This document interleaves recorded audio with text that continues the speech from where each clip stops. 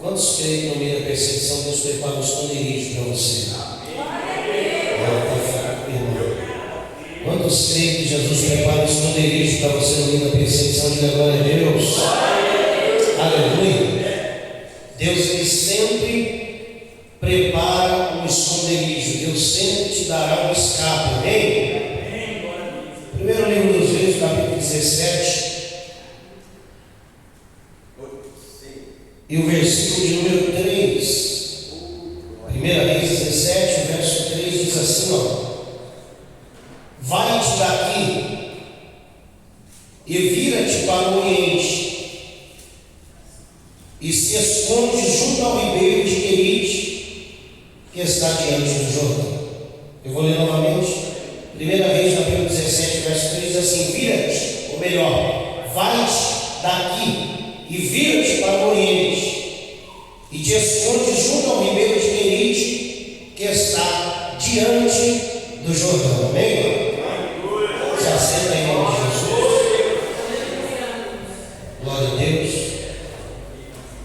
Num período, irmãos, de idolatria em Israel, o povo de Israel está vivendo uma mudança radical na sua forma de cultuar a Deus.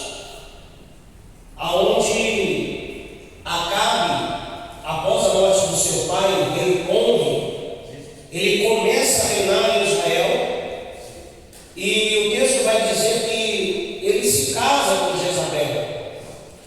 Jezabel não pertence à etnia de Israel. Jezabel não pertence à família de Israel.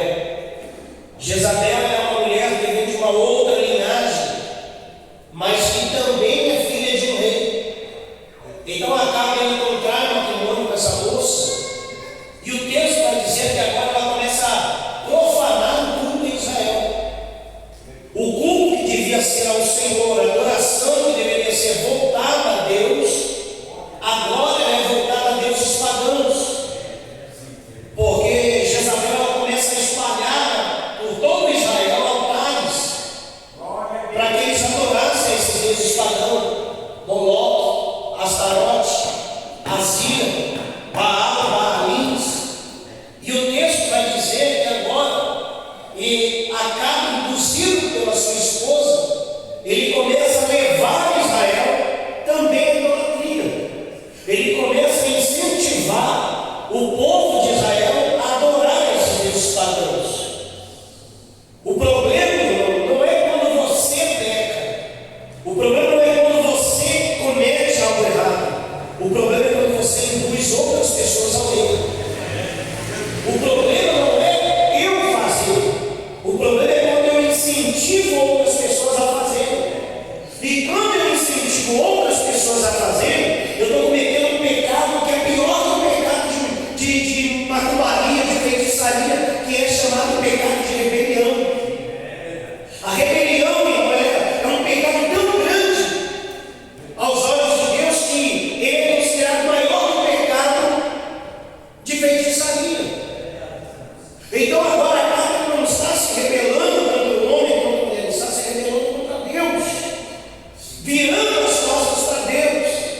E segundo o profeta Isaías escreveu, aqueles que viram as costas para o Senhor e se esquecem dele, terão seus nomes escritos na terra. Então, ou seja, o texto vai dizer que agora acaba induzindo o povo de Israel ao erro. A gente começa a perceber que tem muita gente que não está firme nos caminhos do Senhor, e todo tipo de vento que sopra sobre ele vai levando ele como se ele não tivesse raiz alguma. Acaba vai conduzir o povo de Israel ao erro, ao pecado de idolatria, considerado um pecado abominável aos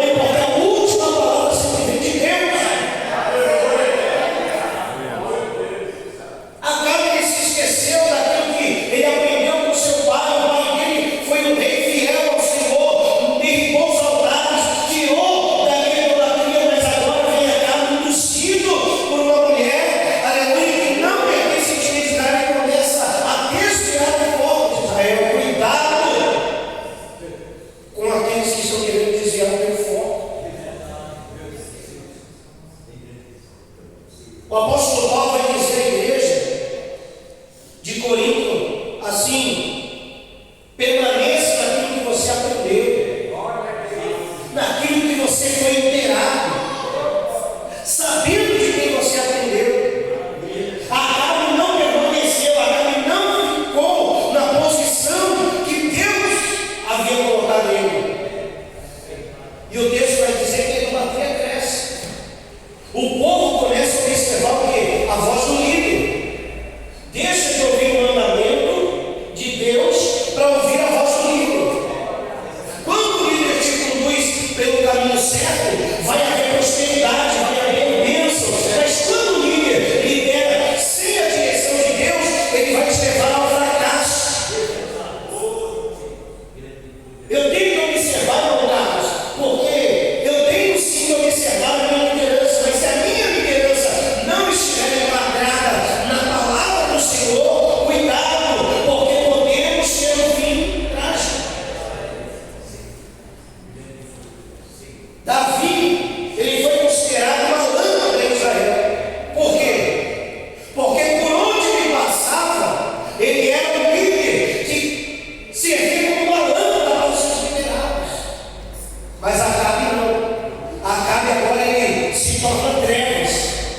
Olha a diferença de quem serve a Deus, de quem permanece na sua palavra e aquele que se desvia daquilo que Deus ordenou. Um guia pelo caminho da luz, o outro está guiando pelo caminho das trevas. E o tempo vai passando. Deus levanta profetas em Israel, mas Acabe e Jezabel mandaram matar os profetas do Senhor. Eles não querem mais ouvir a verdade, não querem mais ouvir sobre santidade, sobre rejeição, sobre negar-se a si mesmo, o tomar a sua cruz, o deixar o mundanismo. Eles não querem mais ouvir isso. O que eles querem agora é servir a Deus do jeito deles. Eles querem servir aos deuses deles. Mas agora Deus levanta um profeta jovem. Deus levanta um moço ainda jovem, que não havia completado nem a idade maior, a maioridade espiritual, vamos assim dizer, para exercer o ministério. Segundo a tradição do povo judeu, o ministério só começa na vida da mulher a partir dos 30 anos de idade. Acabe era um moço que não tinha nem 20 anos de idade ainda, mas já profetizava em Israel. Por falta de profeta que Jezabel mandava matar, Deus agora manda com quem? Com ele.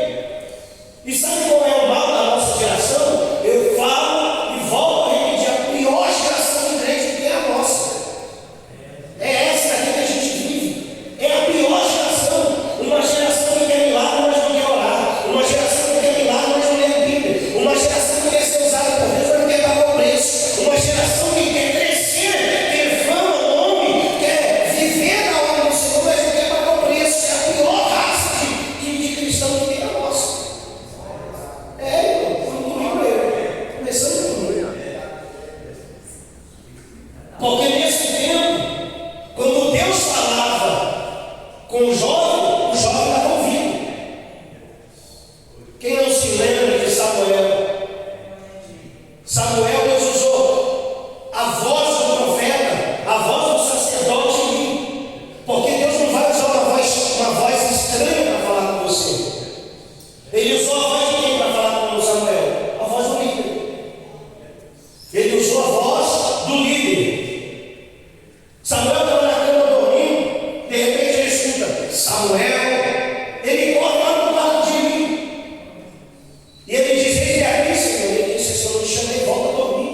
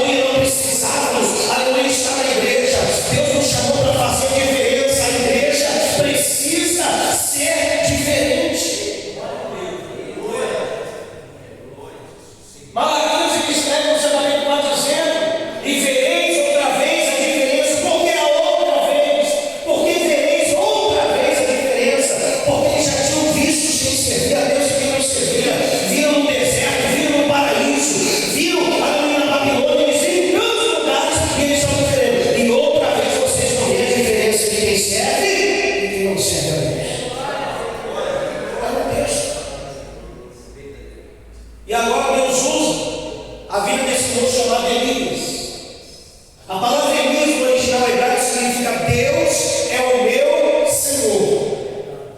Eu vou falar de novo. O nome Elias, em hebraico, significa Deus é o meu Senhor. Ou seja, toda vez que eu Elias vem cá, ela vai dizer: o Senhor é meu Deus, Deus é meu Senhor, Deus é o meu Senhor. Toda vez que ele fala, Elias vem cá, ela vai dizer: Deus é o meu Senhor. Toda vez que Isabel fala, Elias vem cá, Deus é o meu Senhor. Eles estavam já declarando que Deus era o Senhor da vida dele. Deus levanta agora um profeta que nem pelo nome vai ser corrompido. Até pelo nome ele estava dizendo: o meu nome é o Senhor é meu Deus, Deus é o meu Senhor. E agora ele vai profetizar também contra a idolatria. E ele vai lá, Deus permite ele chegar até próximo de Jezabel e de Acabe.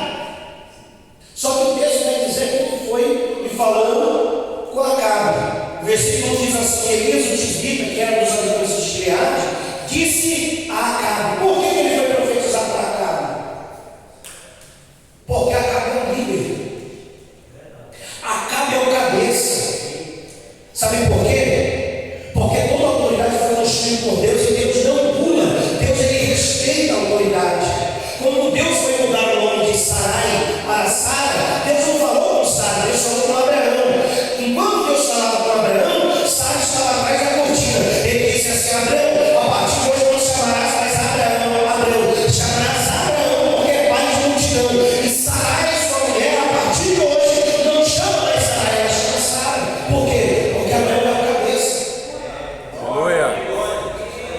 Fica tranquilo, irmão, porque Deus ele sempre vai falar com o líder.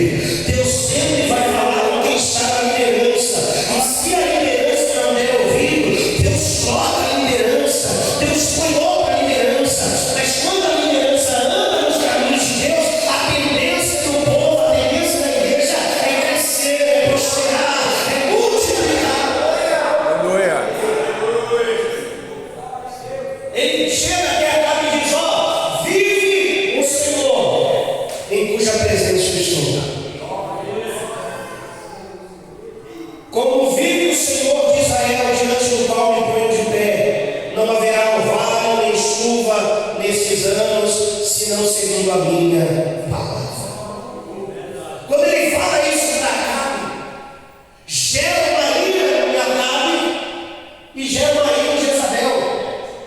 Ele termina de profetizar, Joaís, está acordado aí? Ele termina de profetizar para Acabe, irmão.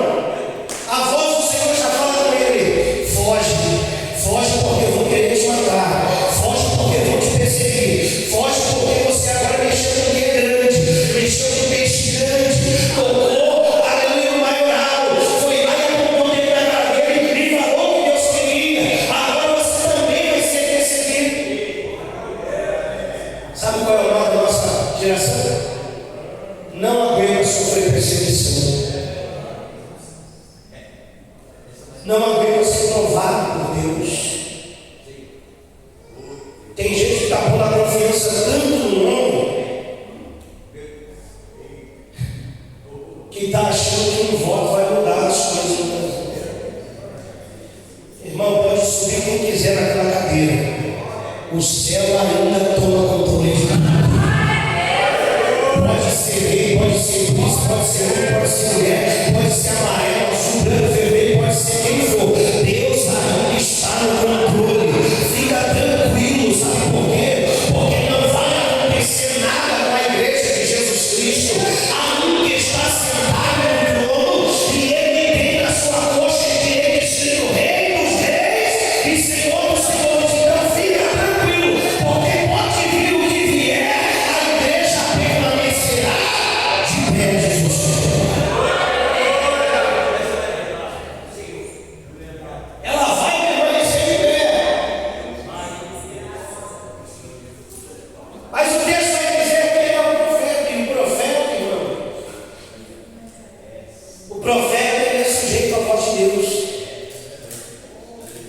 ou pelo menos era assim. O profeta é sujeito à voz de Deus. E o que ele faz? Ele foge. Deus fala para ele: foge. Às vezes, irmão, não é vergonha fugir, não. Principalmente fugir da aparência do mal.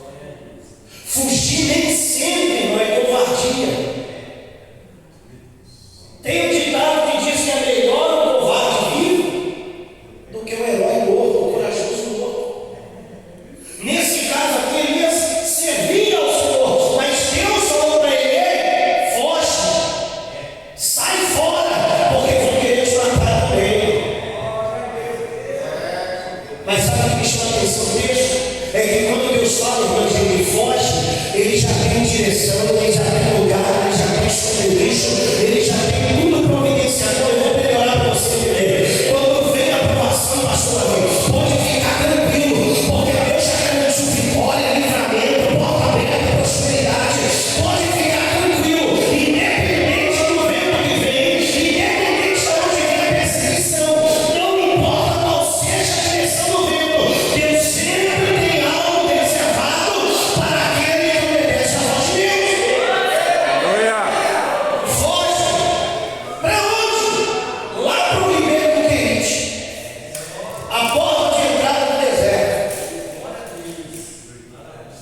É o último refúgio de alguém, porque ninguém que se presta vai se esconder na porta de um deserto, irmão mundo. Ninguém que está fugindo é doido de fugir para o deserto. Sabe por quê?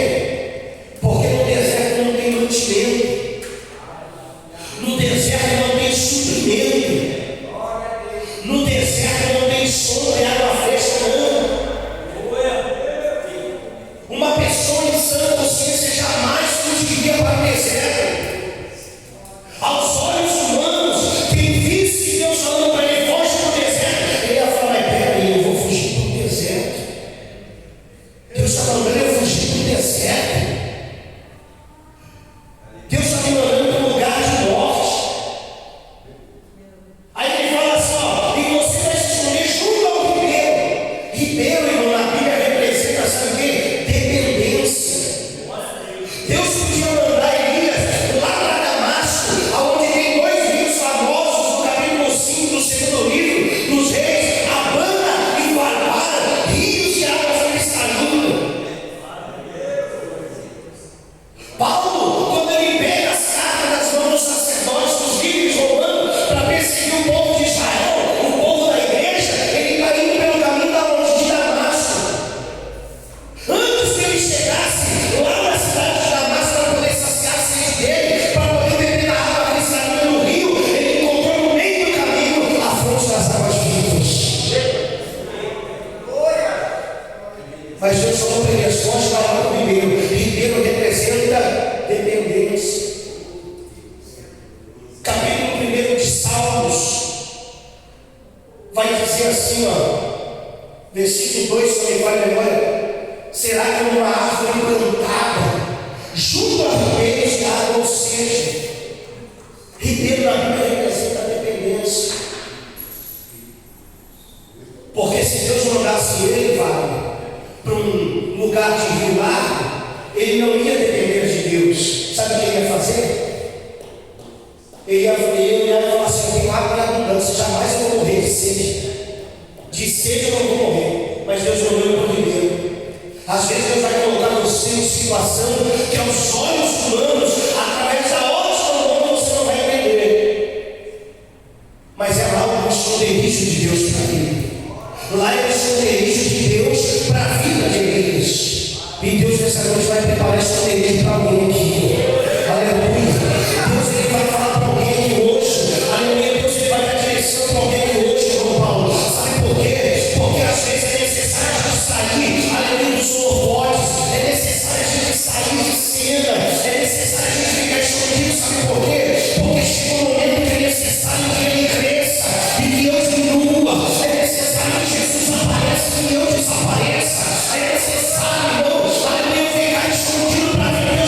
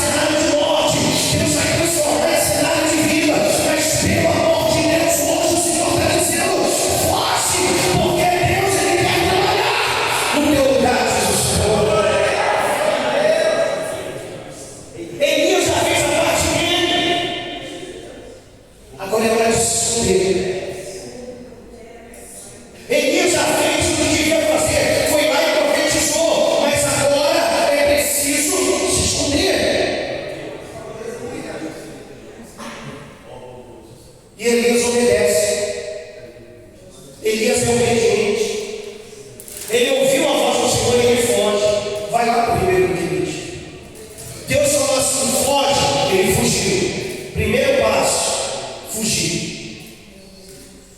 Segundo, se esconde lá no Ribeiro do Querite e habita. Se você ler o texto, você vai ver, e habita ali. A palavra habitar significa morar, residir, permanecer. Ou seja, agora a igreja vai ter que morar ali no Ribeiro do Querite. O endereço dele agora é lá no Ribeiro do Querite. Só que o texto é tão rico que ele vai dizer assim, e eu tenho ordenado aos povos que ali se alimentem. Só o irmão Carlos Rafael no nome. Vou falar de novo. Ele deu ordem aos povos para que levasse alimento para eles ao Ribeiro do Querite. Corvo, para quem não sabe, uma ave escura, com as penas pretas, que lembra muito um urubu. E assim como o urubu, o corvo também é uma árvore carnívora, que se alimenta de restos mortais de animais e de seres humanos, no caso. Quando o rei Acabe olhava lá no palácio do Ribeiro do Querite, ele viu os corvos no céu, lá voando sobre o Ribeiro do Querite. Quando ele olhava no palácio, ele via os corvos pousando lá no Ribeiro do Querite. Na mente do rei Acabe e Jezabel, os Juarez, eles estavam dizendo assim: o profeta fugiu para o Querite, está morto. Os corvos estão comendo a carne dele. Os corvos estão se alimentando da carne do profeta. O profeta que veio aqui, pois mesmo minha carne está servindo de alimento para os corvos. Mal sabia ele que os corvos estavam amando do Senhor, e ao invés de comer a carne do profeta, estava levando alimento para ele. Aleluia. Deus ele vai confundir o teu adversário. Deus ele vai confundir o teu inimigo. Fica tranquilo, sabe por quê? Porque, aleluia, no cenário que parece ser de morte, vai haver vida. No cenário que parece ser de morte, vai haver mudança. Elias estava ali, aleluia, os corvos estavam ali, mas quando Elias acordava de manhã, tinha pão e carne. Deus está dando aula para mim e para você no cristianismo, sabe por quê? Pão é derivado do trigo, aleluia, do leite, aleluia, sabe o que significa? Que, aleluia, Deus está alimentando ele com carboidrato, aleluia, a carne é a proteína, o necessário para que ele pudesse sobreviver, e ele bebia das águas do ribeiro. Levanta a tua mão junto com a minha, sabe por quê? Porque Deus está falando para alguém aqui hoje: não vai faltar nada dentro da tua casa, onde você veio, não vai faltar alimento, não vai faltar saúde. O Senhor está dizendo nessa noite que vai haver prosperidade, aleluia. Ainda que você não veja, Deus já vai ordenar de onde você menos espera para levar para você o teu suprimento e o teu alimento, Jesus Senhor. Fica no esconderijo. Fica no esconderijo. Não sai do esconderijo. Há um perigo muito grande se você sair do esconderijo. Há um esconderijo lá no Salmo 91. E é nesse esconderijo que Deus está escondendo a igreja dele. A igreja está escondida no esconderijo do Altíssimo, não é qualquer esconderijo, não. A igreja vai estar guardada, protegida, aleluia, por alguém que é soberano, onipotente, onipresente, onisciente, que sabe, que conhece, que tem nas mãos o poder. E agora Elias está no esconderijo de quem? O Senhor. No esconderijo do Altíssimo. E no esconderijo não vai faltar pão, não vai faltar carne, e nem vai faltar água.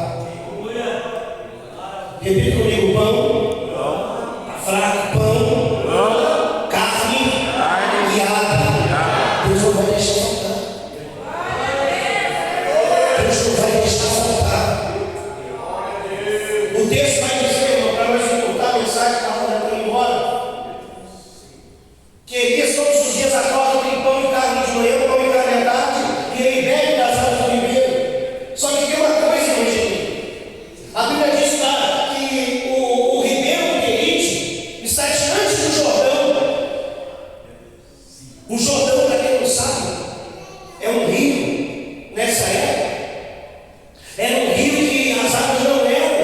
potáveis. Não é uma água limpa, não é uma água própria para o uso. Ou seja, a água do ribeiro, ela saía do Jordão.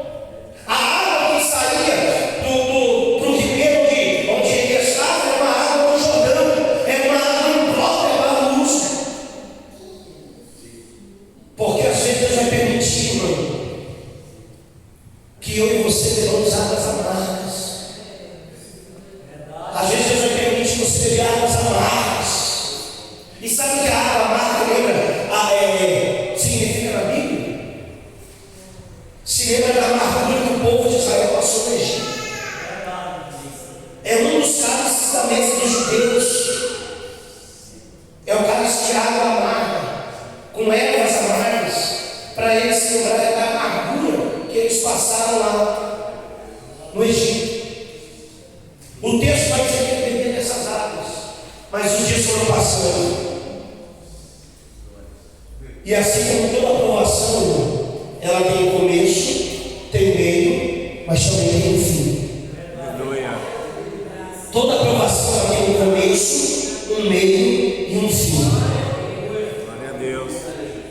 Chegou o dia de acabar a aprovação, acabou o tempo do esconderijo. Chega de mudar as coisas. O texto vai dizer que ele acorda de manhã e o ribeiro está seco. Ele procura por um lugar que já não tem mais. Qualquer ser humano na sua psique diria assim: Deus se esqueceu de mim hoje. Deus se esqueceu de mandar o alimento. A água secou e Deus se esqueceu de mim. O profeta tinha todos os motivos para dizer: Deus se esqueceu de mim. Mas o que aquilo parecia que era o fim, era o início de uma nova história da vida de Deus. Aquilo que parecia ter terminado, aquilo que parecia um ponto final, era Deus colocando uma vírgula e começando agora um novo parágrafo sobre a vida desse moço. O texto vai dizer, irmão, que quando a água seca, é um sinal de que Deus está dando para ele, de que a profecia já estava se cumprindo lá em Israel, aleluia, já estava se cumprindo em Samaria, aleluia, o ribeiro seco, era testemunho que Deus estava dando para ele, dizendo: a palavra que saiu da tua boca eu estou cumprindo, aleluia, eu cerrei o céu sobre Samaria por causa da tua palavra, aleluia, Deus deu um sinal, levanta tua mão junto a mim, pelo amor de Deus, sabe por quê, irmão? Aleluia, eu sei que Deus vai te entregar para a tua vida, Deus vai dar sinais para a igreja de hoje. Pode ser que é o ribeiro, pode parecer que é o fim, mas quando o ribeiro seca, Deus está dizendo: é o sinal que Deus está dando para a tua vida, de que Ele vai cumprir a promessa dele sobre a tua vida. Quando a água do ribeiro secar, é Deus provando para você que a palavra dele não volta para trás vazia. Glória a Deus. Aleluia. Porque se entrou alguém aqui hoje duvidando do poder de Deus, fica tranquilo, tem sinal de Deus para a tua vida que hoje diz o Senhor. Talvez você olhe e disse: Deus me esqueceu, Deus não está me vendo mais, eu tenho hoje para perder tempo. Fica tranquilo, porque está dando um sinal da parte de Deus na tua vida. Quando ele vê o Deus que não tem pão e nem carne, ele ouve a voz do Senhor. Eu vou falar de novo. Acabou o pão, acabou a carne, acabou a água, mas a presença de Deus continua durando. Aleluia. Pode acabar o pão, pode acabar a água, pode acabar a carne, aleluia, mas a presença de Deus continuava lá. Aleluia, Elias não estava sozinho. Quando ele olhou e não viu os corpos, quando ele olhou e não viu pão, não viu carne, não viu água, ele olhou e falou: e agora? A voz do céu disse: espera aí, não tem corpo, não tem pão, não tem carne, não tem água, mas eu ainda continuo cuidando. Glória a Deus. Aleluia. Levanta e vai, agora não foge. Se você lê o texto, você vai ver que agora ele não fala foge, agora ele fala vai. Vai. A palavra vai na Bíblia é uma ordem imperativa. É Deus dando uma ordem imperativa para o homem. Vai. E quando ele fala vai tranquilo, porque lá na frente ele já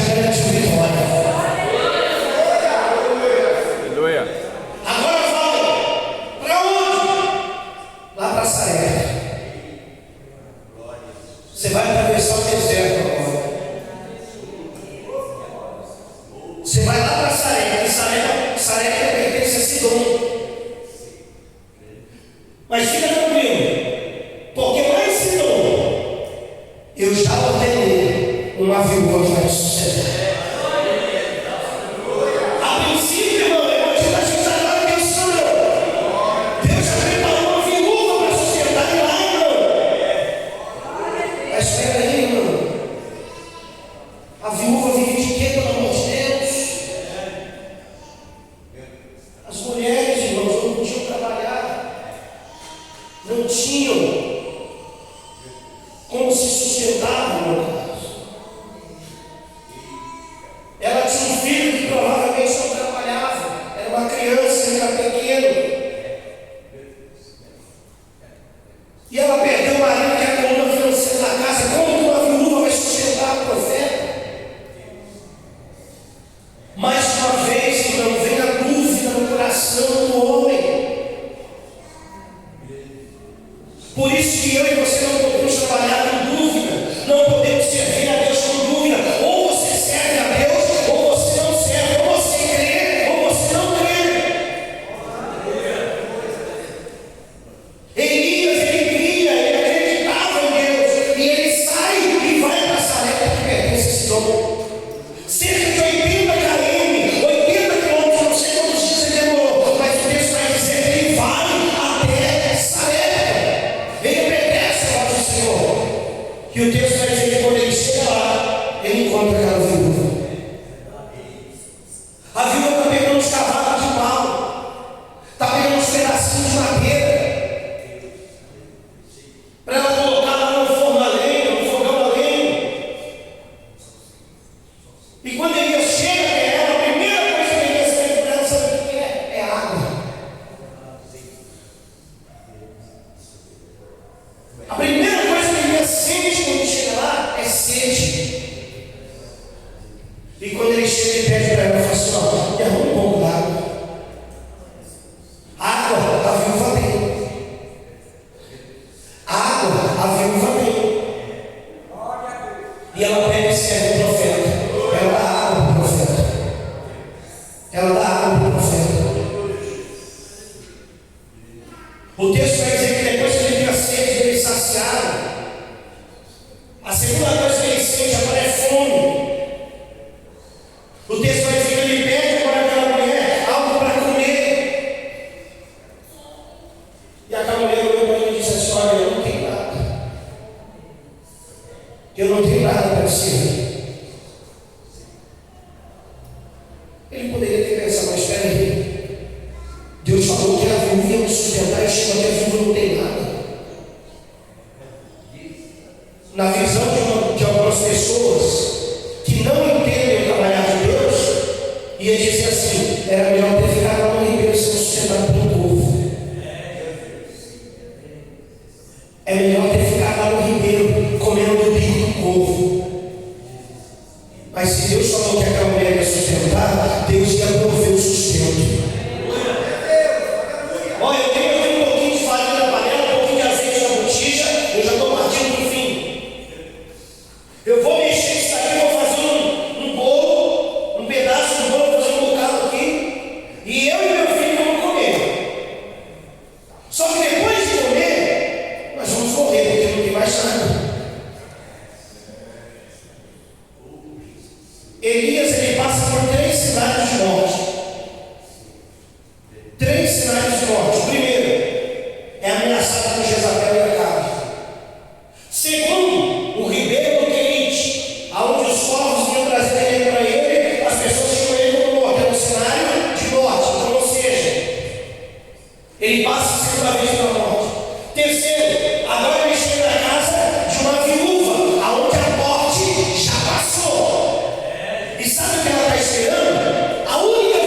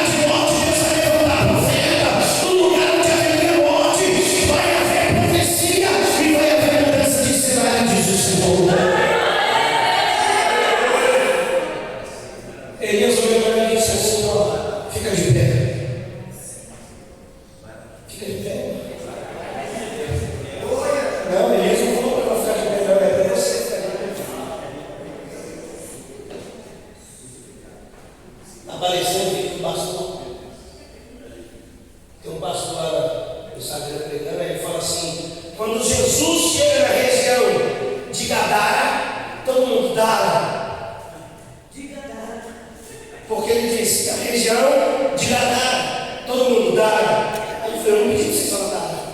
Aí lá, de Gadara. Não, Gadara é o nome da cidade. Deus olhou, ou melhor, Elias olha para aquela mulher e diz assim: ó, primeiro você vai fazer isso daí, mas vai fazer primeiro para mim.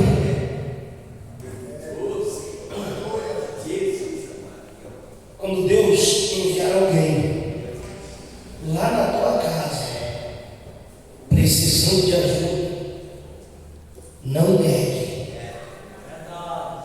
Não negue. Por menor que seja a ajuda, não negue. Tudo que Elias passou foi para moldar o caráter de Elias. E eu provo para você o texto. No capítulo 17, verso 1, Elias olha para cá e diz assim: não vai chover segundo a minha, senão segundo a minha palavra. Mas quando ele chega na casa da viúva, depois de ser jurado de morte por Jezabel e Acabe, depois de passar pelo ribeiro do Querite, e agora chega na casa de uma viúva que está esperando a morte, agora o profeta não fala mais sem uma palavra aqui. Agora ele fala assim: ó, faz primeiro para mim, porque assim diz o Senhor. Quem falou com Acabe foi o profeta. Deus honrou porque Deus honra a palavra do profeta. Mas quem está falando na casa da viúva agora não é mais o profeta. Agora é assim diz o Senhor. Aleluia. Faz primeiro para mim, porque assim diz o Senhor. Eu profetizei contra Acabe, mas quem está mandando profetizar na casa agora é o Senhor. Não é mais o homem, agora é o Senhor. Porque eu aprendi, não sou eu quem faço, porque dele, por ele e por meio dele são todas as coisas. E o que o Senhor diz? Se você alimentar o profeta, se você abençoa o profeta, se você abençoa o homem, a mulher de Deus, se você abençoa alguém, não era para mim que eu pregando aqui hoje, não. Eu não preparei uma mensagem, a gente lê a Bíblia. Mas eu estava aqui, sabe com o quê? Com a mensagem da oferta. Eu falei: rapaz, tomara que me deu para ele falar da oferta. Eu falei: está guardado, está até marcado. Quando você empresta, quando você dá, melhor dizendo, a alguém, você está emprestando a Deus. Só resumindo o que eu ia falar aqui, que eu não estou lembrando. Vou dividir. Eu aprendi uma coisa, tudo que eu aprendo eu divido. Porque não é meu. Se você olhar para o texto, lá em 1 Samuel, no capítulo 2, versículo 25 a seguir, 21 a seguir, ele vai dizer assim: ó, Eli olha para Eucana, que era marido de Ana. Ele olha para Eucana e diz assim: ó, que o Senhor te dê semente dessa mulher, por causa do empréstimo que tu tens emprestado ao Senhor. Entendeu ou não? Ele disse assim: olha, estava falando sobre Samuel. Ele olhou para Eucana e disse assim: ó, que o Senhor te dê semente dessa mulher, que é estéril, por causa do empréstimo que tu fizeste ao Senhor. Quando ela dá a Samuel, ela não está dando, ela está emprestando. Aí fica fácil, depois eu vou falar de melhor. Aquela mulher, ela deu primeiro o bolo para Elias. E ele disse assim: não faltará a farinha da panela e nem o azeite da tua botija. Aleluia. Pega isso para você, forma de profecia. Porque aonde aquela mulher esperava a morte, Elias profetiza a vida sobre a vida dela. Aonde ia haver luto, houve alegria. E Deus contrasta agora aquele cenário que era de derrota em cenário de vitória.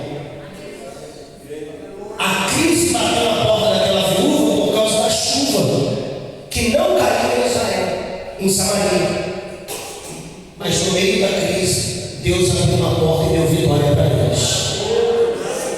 Para mim finalizar, se você pegar o capítulo 16, o capítulo anterior, versículo 41, se eu não está memória, vai falar que Jezabel, ela era filha de um homem chamado Etibaal.